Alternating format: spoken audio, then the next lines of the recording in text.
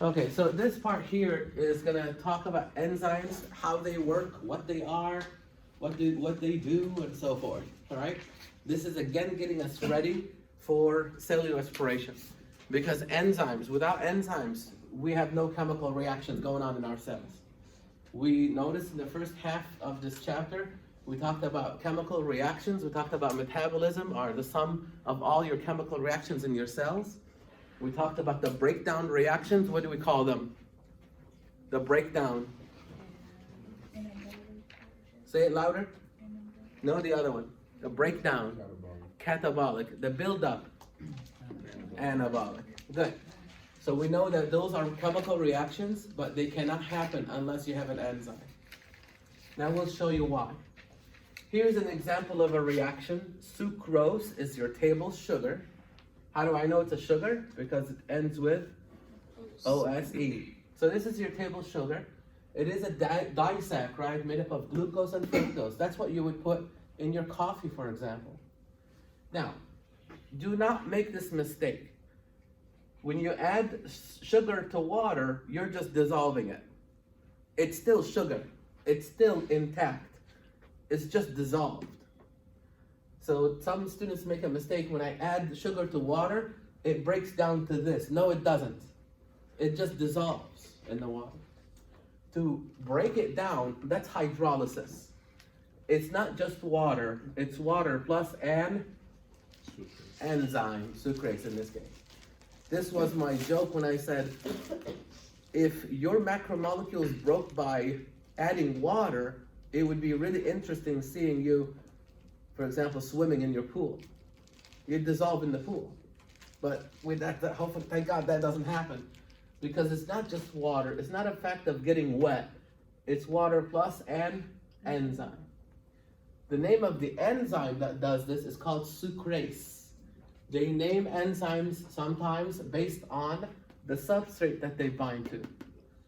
So sucrase is the enzyme that binds to sucrose and breaks it down into glucose and fructose.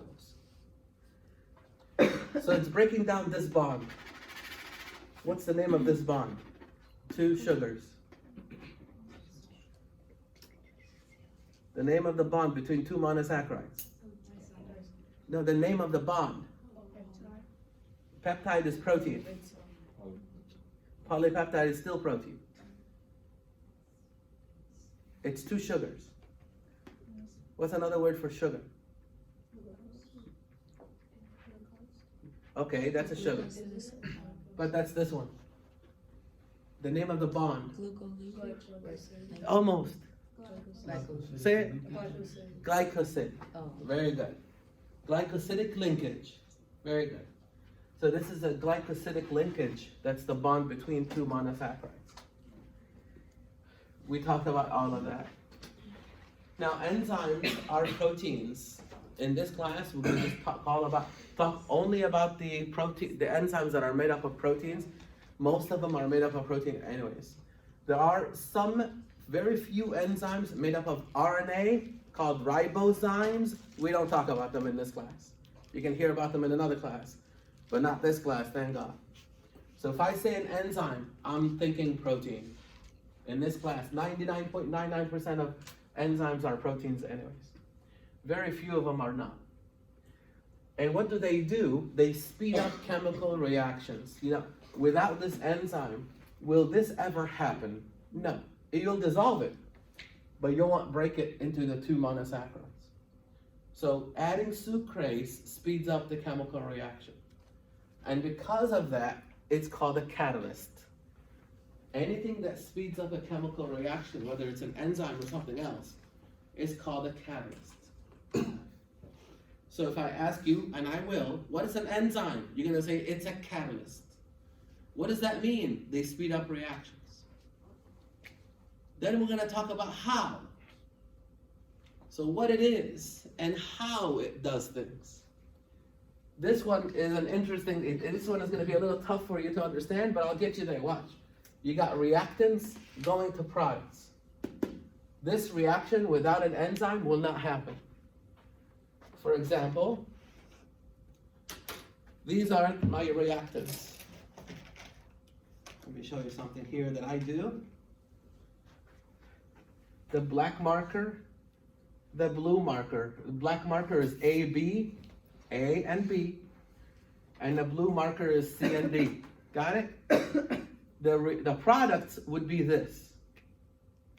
When they exchange caps, because that's an exchange reaction. That's the product. The reactants is the way they started. The blue with the blue and the black with the black. So I'm gonna put them here. I have to put them at where the camera is. Let's see this happening by itself. Will it ever happen? Any bets? It will never happen, right? Yeah, because of this part. Because of this part. There's an energy barrier. I mean, when I have them like this, you're thinking that how are they going to do that by themselves? Because they can't. They can't magically exchange the caps. And by you saying that, you're saying there's a barrier between these two that prevents them from doing that. And that barrier is called the energy of activation. It can also be called activation energy. Energy of activation, activation energy, same thing. And it's designated by capital E subscript A. Sometimes it's a capital A, sometimes it's lowercase a, depending on which book you're reading. It doesn't matter. It's the same thing. It's that barrier where you say, there's no way this can happen by itself. It's sort of like you are in the backyard of your house, and you want to go to the next yard, and there's this real high fence in front of you. And you say, I want to go to the other side, but I can't get over that barrier. It's too high. It's similar to that. I mean, you're willing to go over, but you just can't. So that's an activation energy barrier. The reactants cannot go to products unless they overcome that barrier. Now, what's one way of overcoming that fence, that real high fence? Well, you can jump it, but you don't know how to do that. So you're gonna wait for someone to do this, bring that fence down, so you can just simply step over it. You see? That's this one. If there's something that can bring the barrier down, then the reactants will simply go to products. Something that can bring that energy, activation energy down, then the reactants will become products. Who's that something? Enzyme. There you got it. Me, the enzyme. I am now the enzyme. Watch this happening. The reactants, when they were alone like this, you said they would never, that's not gonna happen. But now they're not alone. I'm the enzyme. I'm the one that's holding them. And I'm gonna introduce them to each other. Hey, blue, this is the black one, this is the blue one. And I'm gonna do this. I'm involved in the reaction now. I'm the enzyme. I'm the catalyst. I'm gonna take this cap off and hold it. Take this cap off and hold it. Exchange this one with this one and release them as products. Who am I? I'm the enzyme. So as soon as I got involved, you said, oh yeah, it's gonna happen now. When I was not involved, you said, no way this will happen by itself. And you were right. There was that barrier. That cannot happen by itself. Something or someone has to actually do it. And that's the enzyme. Now, how did I bring that barrier down? By me getting involved.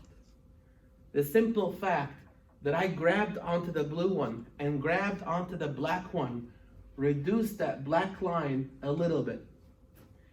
When I held them like this and I introduced them to each other, it reduced that black line a little bit more. When I took the black cap off and the blue cap off, the black line dropped even more. Because now you're like, oh yeah, it's gonna happen now, it's on its way. And then once I did that, now I'm products. So enzymes work by reducing the energy of activation. How? By getting involved in the reaction. Because they're catalysts. They speed up chemical reactions by doing that. Without the enzyme, that energy of activation is way too high for this to happen by itself. So now, once the enzyme is involved in the reaction, you know what's going to happen. If you were taking standardized testing like the TEAS exam, and I think a lot of you are, the MCAT, the dental exam, this question is on that exam, I guarantee you. How enzymes work, that's on the exam. The fact that they're catalysts, that's on the exam. So now you know that enzymes are made up of proteins. They're catalysts because they do what to the reaction? They speed it up. But this is showing you how. They speed up the reaction by bringing down the energy of activation. By getting involved in the reaction. They bring it down by getting involved in the reaction. It's sort of like, you know that fence analogy? It's sort of like someone holding you and then throwing you over the fence. But before they do that, they bring the fence a little lower. So they're getting involved in it. Now, the other question on that exam is this one. I guarantee you, the delta G is unaffected by enzymes. What is the delta G? The delta G is the difference in Gibbs free energy. So the energy contained in the reactants, the energy contained, where are my reactants? Here. Before the reaction, there's a certain amount of energy contained in the reactants. And then after the reaction, there's a certain amount of energy left over. What this is showing you is, I don't care if this is enzymatically driven or not. If the reaction happened by itself or happened as a result of an enzyme, the difference in the energies are the same. The delta G, which is the difference in the energies, they're the same. Where you end up, energy-wise, is the same. And it doesn't matter whether you use the enzyme or not. So, again, the analogy of the fence. It doesn't matter if someone helped you over the fence or you jumped over the fence. You're going to end up where? On the other side. It's not like you're going to end up in, whatever, California versus New York, depending on who does what. No, you're going to end up in the yard next door. That's where you're going to end up. It doesn't matter if someone helped you or you were able to actually jump the fence. That's called the delta G. The difference in the energies between the reactants and the products is the same regardless of whether you were enzymatically driven as a reaction or not. Is this endergonic or exergonic? Say it? Exergonic. Exergonic, very good. Because the product's energy is less than the reactants. So where did the difference in the energy go? Let's say this is 10 and this is 2. The difference in the energy is how much? 8. Where did it go? Out. Released. Probably harnessed and saved in ATP. There you go. Very good. So you can harness energy from that reaction and store it for future use. What would an endergonic reaction look like? The other way around. There you go. Flipped. It would be low here and high up there. That means you have to do what? Add what? Energy. This would be nice exam questions using pictures. They show you a picture and they ask you which one is exergonic, which one is endergonic, which one is enzymatically driven and which one is not. And from the picture you can tell the red one is enzymatically driven, the black one isn't, and this is definitely exergonic because the amount of energy in the products is less than the amount of energy in the reactants. That means energy was released. The interesting thing again, the delta G, the difference in the energies, is the same regardless of whether you're enzymatically driven or not. The red line is the enzyme reaction.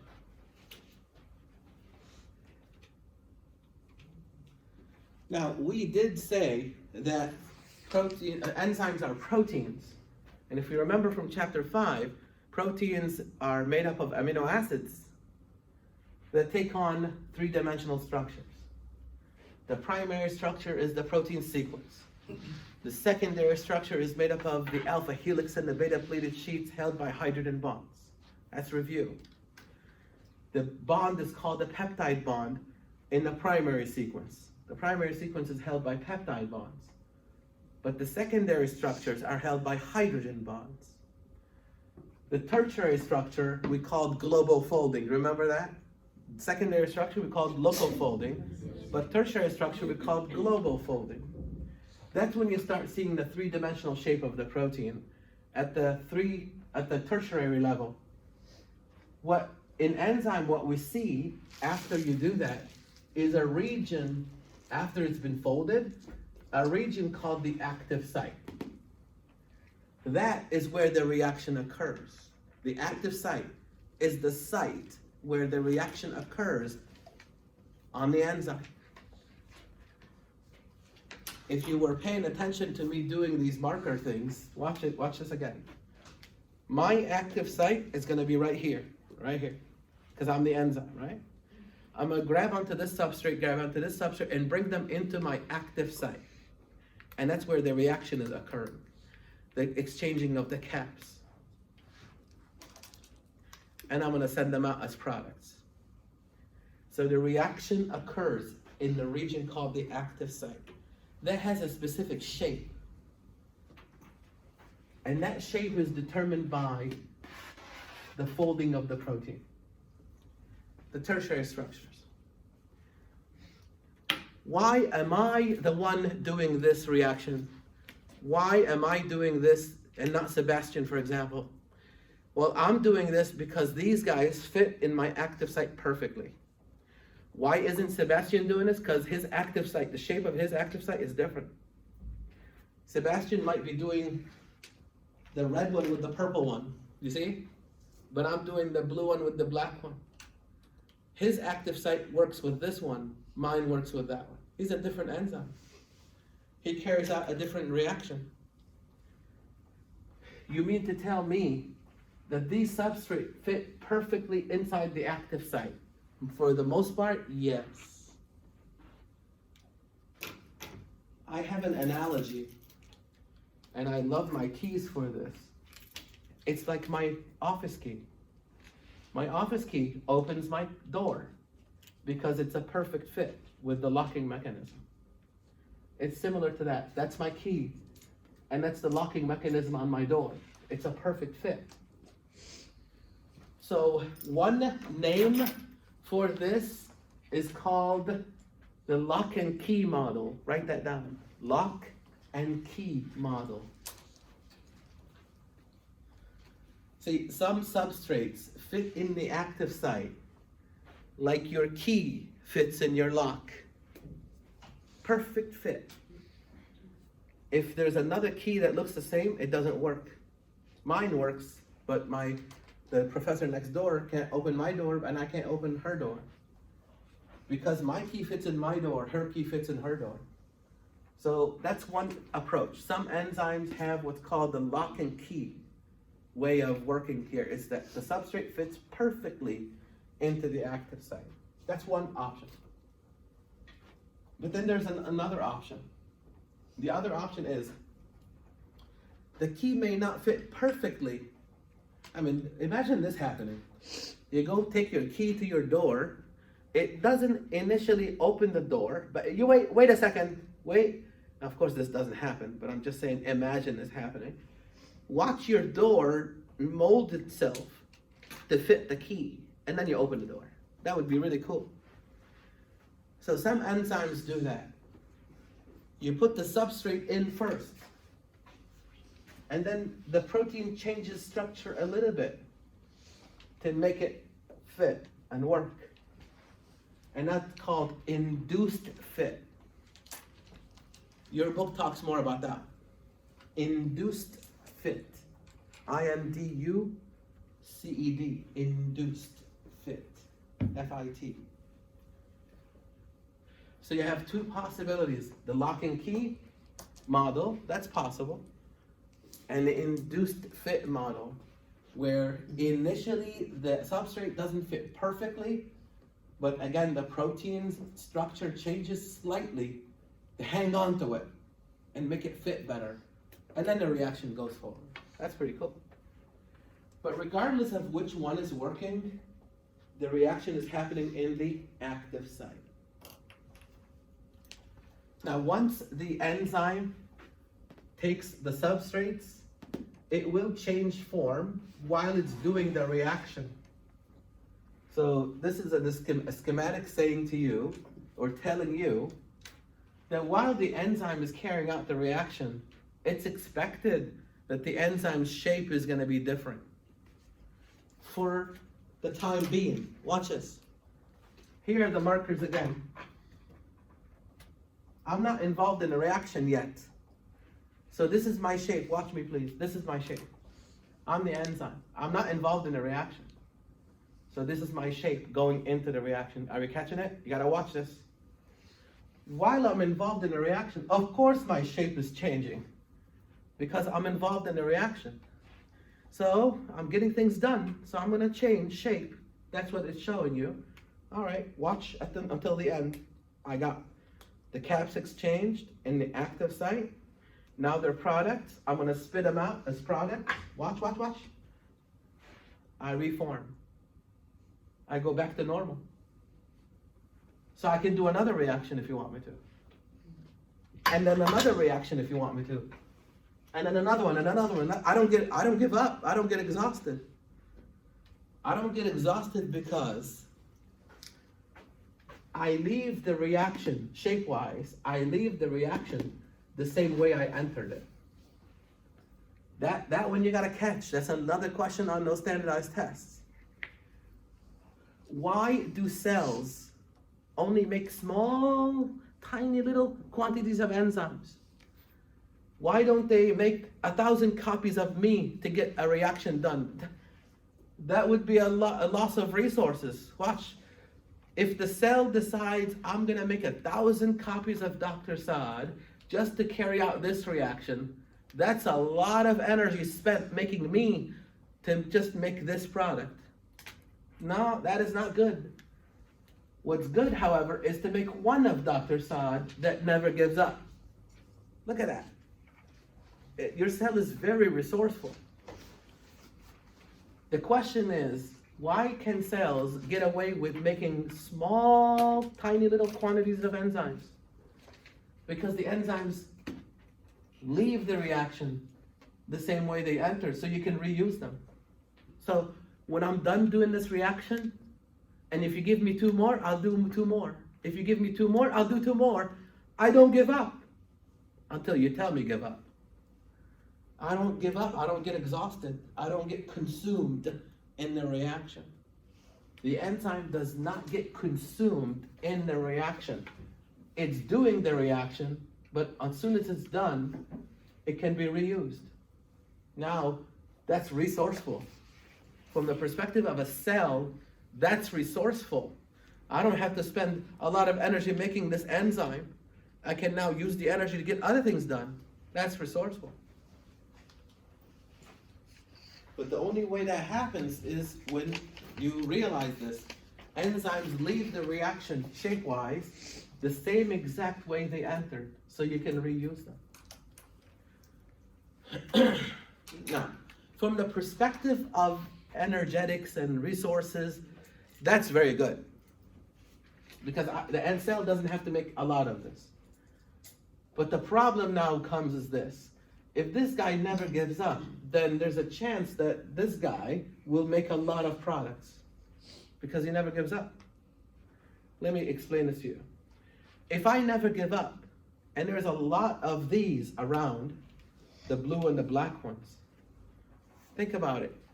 That means I can make a lot of these. Do you agree?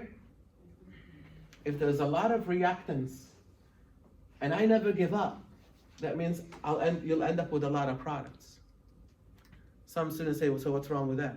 Well, let's go back to chapter 1. How much of this do you need? The right amount. What did we call that? Homeostasis. Very good. Do you agree? Let's say this one, the blue marker with the black cap, is essential for you to live, whatever that is. Do you agree? And all of you will say yes. If I take this away from you, you'll die. Do you agree with that? Yeah. Yes, good. What a lot of students don't understand is that if you have too much of this, it can also hurt you. We all agree that too little of it will hurt you. Yeah. But some students find it interesting that too much of it can also hurt you. So how much do you need? The right amount. And what did we call that? Homeostasis. So what that tells you is this. Because this guy never gets exhausted, and I can't risk this becoming a problem for me, I must regulate it. I have to control the enzyme. I have to tell Dr. Saad, hey, you're done. When we need you, we'll let you know. But for now, you're done. Catching it? You have to regulate me. You have to tell me when you want me to do it, and tell me when you want me to stop. And it's called enzyme regulation. You're controlling the function of the enzyme. Before we get there, we'll talk about another characteristics of enzymes, and then we'll go to regulation. Enzymes, besides the fact that they don't get exhausted in the reaction, they don't get consumed in the reaction, they still require certain things from you. Enzymes require temperature, ideal conditions, like temperature. Your body is at 37 degrees Celsius, which is 98.6 Fahrenheit. Why? Because that's the temperature your enzymes work at. All of your enzymes work the best at 37 degrees Celsius. And your body is going to maintain its temperature at that temperature, 37. Because that's the temperature where your enzymes work optimally, the best. So it's called optimal temperature. The question is, do you die at 37.1 or 36.9? No, thank God. Because there's a range. See, the idea is our enzymes work optimally at 37, but they still work at 38 and 39. They still work at 36 and 35. But don't push it, because they will eventually stop working. Here we go back to chapter 5. We're going back to chapter 5. As the temperature goes up, look at the enzyme activity. It drops. By the time you get to the temperature of 50 or 60, you do not exist. You're dead. Because all your enzymes are gone. Where did they go? No? Don't listen to the word gone, literally. It denatured. Because of the secondary structures held by hydrogen bonds. And how do I break a hydrogen bond? I add a little bit of heat. And isn't that heat? They denatured. Guess who's doing that on Wednesday? You are. We're going to have an enzyme, and we're going to intentionally heat it up. Surprise, it won't work after that. It will lose its function because it loses its structure. When you heat the enzyme, you break the hydrogen bonds, you denature them. You denature the protein. That's called unfolding. If I have something held in my hand, a paper, arts and craft kind of thing, I cut it and I shape it and I glue it or tape it or staple it together to keep its shape. And you come and remove the glue, tape, or whatever, what do you think is going to happen to the shape? It's going to fall apart. And it won't look like what you want it to look like anymore. Well, it's the same thing. The protein has a three-dimensional shape, and that's why it works. It produces the active site and whatever. Then you go heat it, you denature it. Surprise, and you shouldn't be, it doesn't work anymore. So the protein, or the enzyme that we're going to use on Wednesday is catalase. And we're going to show you that on Wednesday. But the interesting thing is, the optimal temperature of an enzyme is highly dependent on which organism you're talking about. Because there are some bacteria that like it hot. That's where they live. They live in hot temperatures and hot environments. 37 degrees Celsius would kill them. Look at it.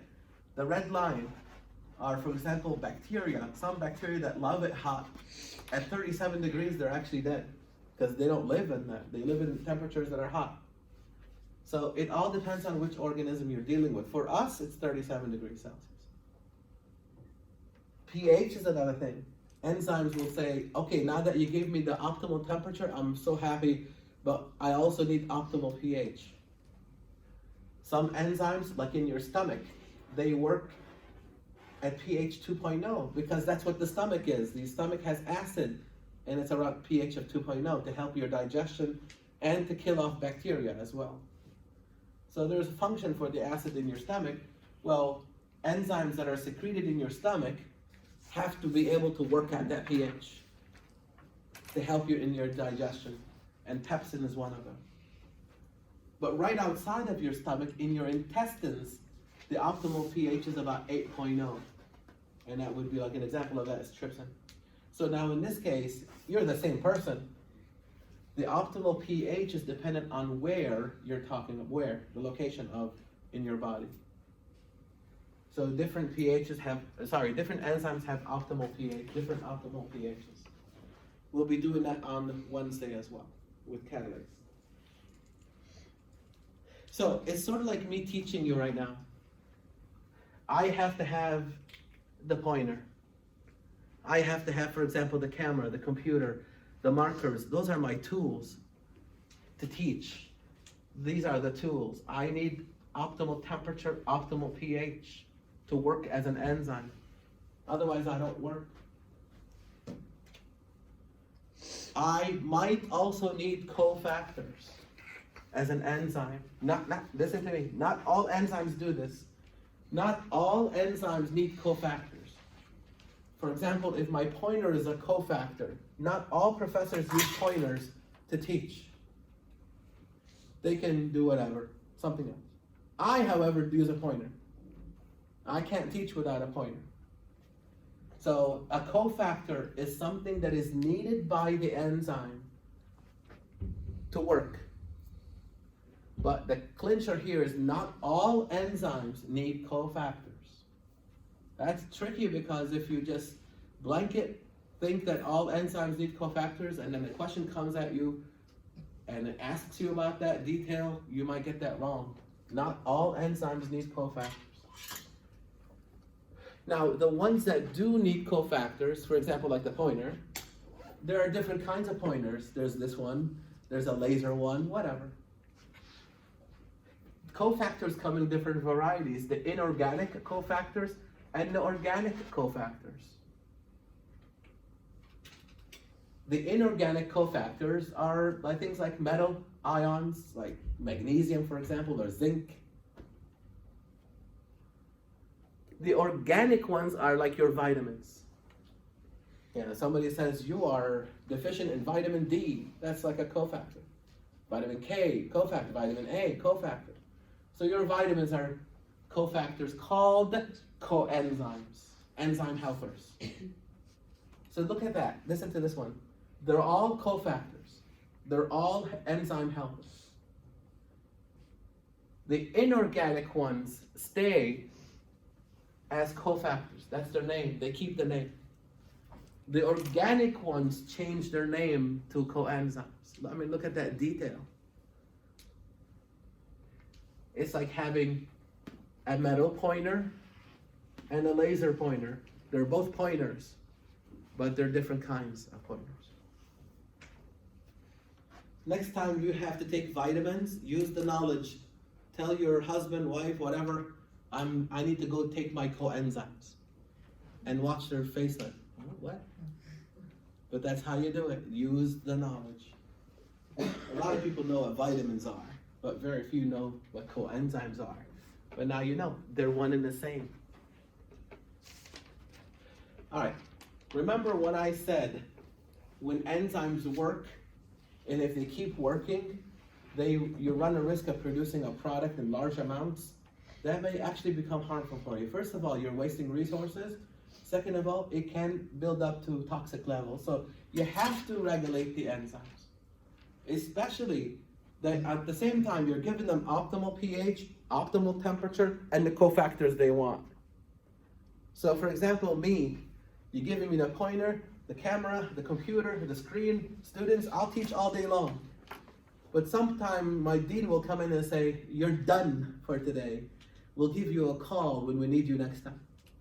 So he becomes my regulator. He controls my activity. So this is what we're about to talk about. And if you're going to nursing, you're gonna get a whole class on just this slide alone. But this is introduction to it. Inhibition, enzyme inhibition, or enzyme inhibitors. So the two main ways of inhibiting enzymes is either competitively or non-competitively. Listen to it. It's a tough topic to understand. I need you wide awake for this. Competitive inhibitors compete for the active site. That's why they're called competitive inhibitors. It's a fight between the substrate and the inhibitor. The inhibitor, for example, could be a drug. Some of the drugs that we use work this way.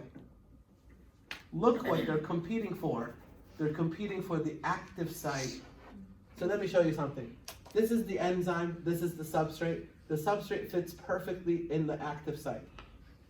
And if it does, a reaction gets carried out. The substrate fits in the active site, and a reaction gets carried out. For example, watch. My key fits in the door, and I open the door. I'm done. That's similar to that. Okay, so what's this one like? I love my keys. Watch. I happen to have two keys. Look at it. They both look the same. They both look exactly the same. From far away, you can't tell which one is which. Every morning, I actually have to look at the number. Oh yeah, that's my office. The other one opens a door in building 1. But they both look the same. I can easily make a mistake trying to open my office. Do you agree? Yes or no? Yeah. That's what this one works like. This is my bad key, the inhibitor. This is my good key, the substrate. Do you agree? If the good key is in the door opens. That's the reaction going on. Do you agree? If the bad key is in the door, then the door does not open. Yes? Same thing. Look at that. They're competing for the active site. If this guy is sitting, then this guy is not. Then the reaction does not get carried out. If the substrate sits here, then the inhibitor is not. And the reaction gets carried out. I mean, it's a perfect analogy. But it's a competition. You gotta catch this one. This is a 1-to-1 competition. Okay, what if I come in with 100 copies, 99, how about? 99 copies of the good key. Listen to it carefully. Right now, with 1 copy of each, think about it. 1 copy of each, what's the chance of me getting into my office? 50-50. 50-50. Without me looking at the number, is it gonna open or not? That's a 50-50 shot. Do you agree? Because I have 1 good key, 1 bad key. Do you agree? Okay, what if I came in with 99 good keys and 1 bad one? Now what's my chance of getting in? 99%. 1 in 100, right? 1 in 100 chance of me not getting in. But 99% chance I will get in. So what I mean is, I can make sure this reaction gets carried out if I make more of these. Do you see that? Or you can think about it the other way. How do I make sure the reaction is not carried out? I make more of the bad one. I'll tell you a little story about myself. A long time ago, I still have it, but I was diagnosed with hypercholesterolemia. That means high cholesterol in the blood. And I went to the doctor, he gave me a medicine that looks like this, and sure enough, it worked. Because my medicine competed to the point where it stopped the enzyme that makes cholesterol. So he dropped the cholesterol to healthy levels. We know that you can't drop it to zero. We talked about that before. So he dropped my cholesterol to healthy levels by inhibiting the enzyme that makes cholesterol through competitive inhibition. 6-7 months later, my cholesterol started going back up.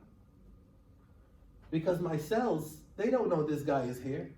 My cell says, wait a minute, I thought I told you to make cholesterol and you're not making cholesterol. Maybe it's my fault. Maybe I didn't make enough of these. So your cell says, I think I may have made a mistake. I'm not getting cholesterol. It doesn't know this is happening. Maybe I didn't make enough of these. So it starts making these. And it starts winning, you see? It's a competition. Your doctor gives you 5 milligrams of the medicine. It starts winning. But then your cell reacts to it by making more of these. So the reaction wins, you see? No wonder why 6 months later, your cholesterol levels are going back up. And that's exactly what happened to me. I went to the doctor, he says, well, it was working, now it's not working anymore. I'm going to do what? What do you think? Up the dose. There you go. I'm going to increase the dose to win the competition. So I went to 10, then 15, then 20. Now I'm at 40, trying to win that competition. And I'm winning the competition right now. That's why it's called competitive inhibition. So now you know when a doctor decides to change dose on you, that's possibly why. There are other reasons, but this is at least one possible reason, is that your cell is reacting to the inhibition by making more substrate to win the competition. It's amazing. But we have ways around it. Add more inhibitor. Because of the way it works, the competitive inhibitor competes for the active site. So it's the good key versus the bad key scenario. Who wins will determine whether you get into the office or not. Are we catching it? Eventually, my doctor will give up. And will say, you know what? I'm sick of playing this game. I'm going to give you another medicine. A medicine that does not compete. So the next one is called non-competitive inhibitor. You got to catch this one. This one is easy to understand. Because we all are familiar with games like tug of war where it's a competition. May the best person win kind of thing. But this one, there's no competition. This one, the inhibitor is going to win for sure. Because it's not binding to the active site, it's binding to another region on the enzyme called the allosteric site. A-L-L-O-S-teric, T-E-R-I-C, I have to write it. Allosteric. A-L-L-O-S-T-E-R-I-C, allosteric site. This is not the active site. So this inhibitor, the non-competitive inhibitor, binds to the allosteric site, which is a site not other than the active site. And it causes a ripple effect on the structure of the enzyme. It changes the overall structure of the enzyme, including the shape of the active site. And I told you before that my key fits in the locking mechanism because it's a perfect fit. Okay, what would happen if someone comes to my office at night and changes my locking mechanism? Surprise, I'm stuck. See, somebody comes at night and takes my locking mechanism out and replaces it with a different one. I walk in the morning, I put my good key, I know it's my good key, and it won't open. This will be inhibited. The non-competitive inhibitor is not competing for the active site. It's above that. I'm not gonna compete because I might lose. I'm gonna bind to the allosteric site, change the shape of the active site so this guy doesn't fit anymore. Clever.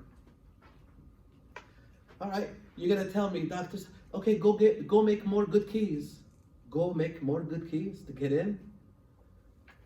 If the person who fixes the doors and whatever changes my locking mechanism, what good will it be me coming in with 100 good keys? Will I get in? I will still be locked out. So go ahead and make more of these. You'll still be locked out. Because your cell is going to react to this. Just like it reacted to this one. It's going to say, we're not making cholesterol. What's going on? Maybe I'm not making enough of it. Let's make some more. But it's not going to work because you changed the shape of the active site. The only way to get it to work is you have to remove this guy. You remove the inhibitor, the non-competitive inhibitor, the shape of the active site reforms, and the door reopens. So in competitive inhibition, there's a competition, and may the best substrate or inhibitor win. If a substrate wins, the reaction gets carried out. If the inhibitor wins, the reaction is inhibited. So it's a concentration dependent thing. This one, no. There is no competition because you're changing the shape of the active site. The only way to get this enzyme to work again is to remove the inhibitor from the allosteric site.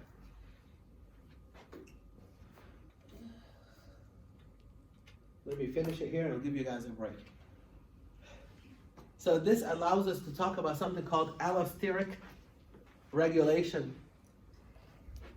See, enzymes are found, at least some enzymes are found toggling between an active form and an inactive form. If I'm the enzyme, if this is my active form and this is my inactive form, I will always do this: active, inactive, active, inactive. I'm going back and forth between these two forms. It's called oscillation, going back and forth. So when I'm in this form, I'm making reactions happen. When I'm in this form, nothing is happening. Back in this form, I'm making reactions happen. That's the active form. Reactions are happening. Inactive form, nothing is going on. So the cell says, you know what? When I want him to work for me, watch, I will stabilize this form.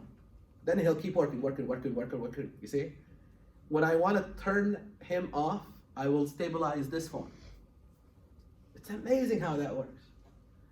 So anything that stabilizes this form, the reaction is off. Anything that stabilizes this form, the reaction is on. Whatever that thing is that stabilizes this form is called the activator. Why? Because it activates the reaction, the enzyme. Get it? The activator stabilizes the active form. Whatever this is to stop the reaction, it's the inhibitor. The inhibitor stabilizes the inactive form. Catching it? Let me do it again. The activator stabilizes the active form of the enzyme. That means the reaction goes forward. The inhibitor stabilizes the inactive form. That means no reaction. How does it do it? Allosterically. That means through the binding of an allosteric site. It doesn't do it by binding to the active site, no. It does it by binding to an allosteric site. So this toggling between active and inactive, and then the stabilizing of the active or the stabilizing of the inactive is called allosteric regulation. Because the stabilizing happens at the allosteric site, a site other than the active site.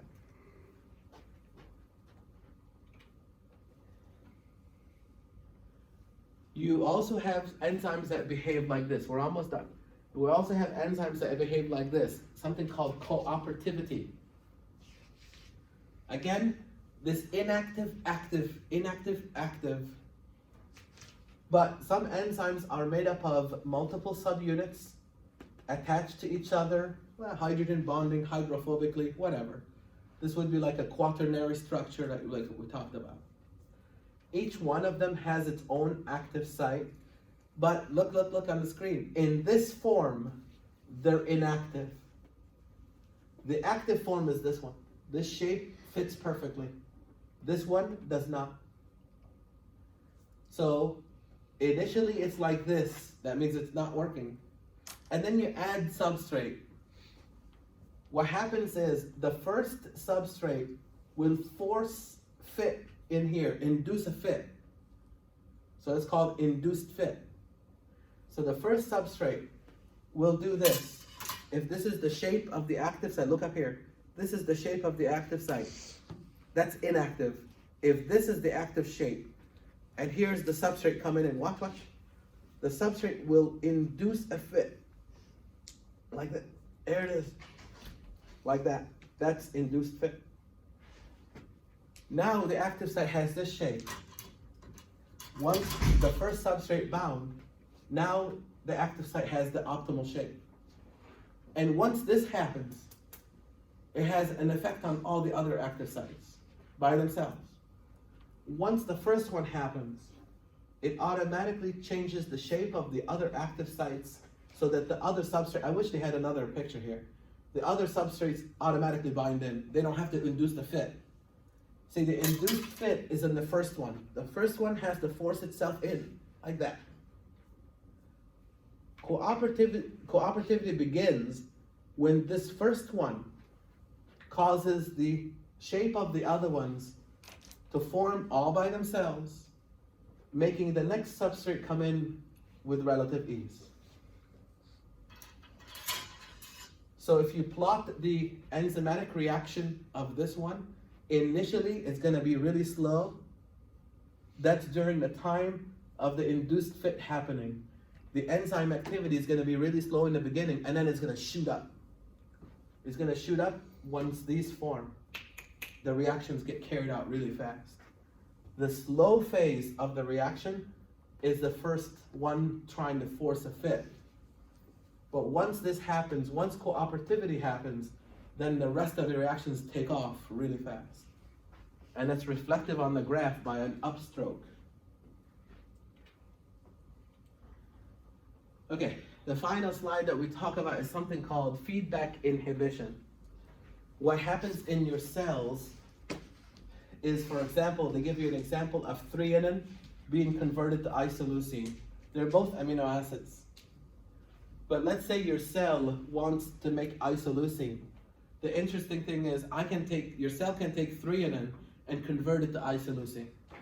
So let's say your cell says, well, we have a lot of threonine, we don't have isoleucine, so I'm going to take some of the threonine supply and through a metabolic pathway, A, B, B, C, C, D, make isoleucine, knowing that each one has its own enzyme. We talked about that before. So that's a metabolic pathway going from threonine to isoleucine. The cell is going to make enough isoleucine based on its needs. And then it's going to say, okay, we're done. I needed 10 of these. Now we have 10. Stop making isoleucine. Why will it stop? Because if I keep going, I will actually have a different problem. I'm going to run out of threonine, you see? So it has to be regulated. Right now, I need 10 of these. I will make 10, the ones I need. But once I get what I need, I will stop the reaction, knowing that if I need more later, I can turn it back on. Now, I made a mistake one time, and you know how I do analogies, right? Once in a while, I just come up with an analogy. I don't plan for it, it just comes. So I told one of my students who's sitting in the front one time, that's like having beer at home. Once you have enough beer at home, why would you go buy more? And that student looked at me like, why not? Okay, wrong example for a college student, right? But it would be a waste of resources. If you have enough water at home, wait until you consume it, then you can go buy more. You always have access to it. Same thing. Once I make enough isoleucine, I will stop this reaction. When I consume it, I can turn it back on through feedback inhibition. So what happens is this is the amazing part. How does the cell know that? How does the cell know that I have enough isoleucine? Look what it does.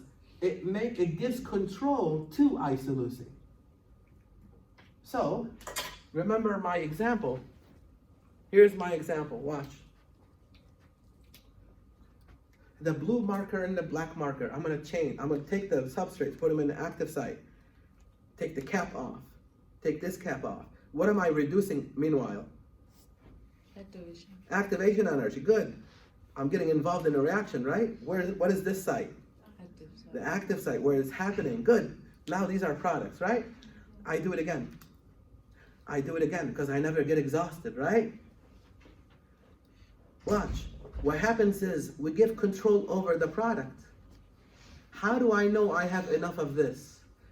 When you have enough of this, one of them is gonna come back, watch, and bind to my allosteric site.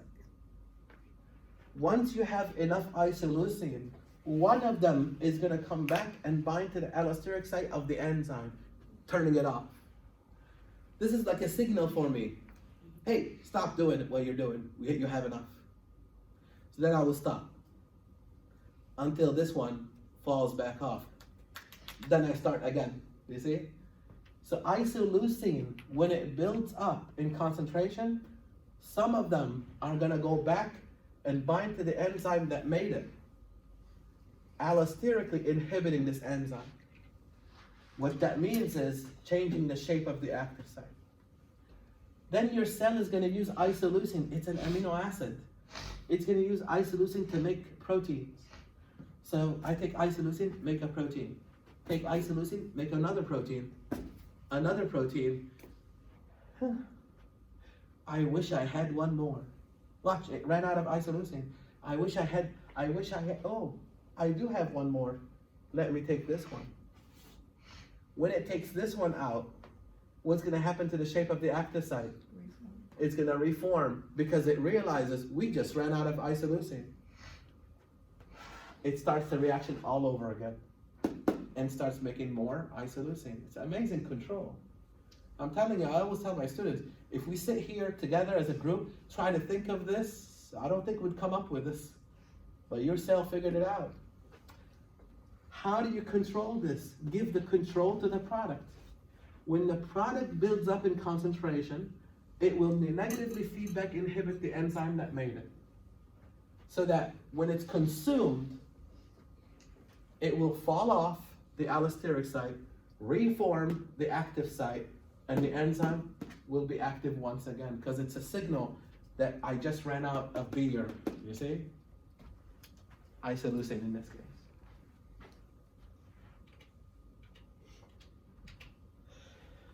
I know it's a lot, but we'll practice it together now.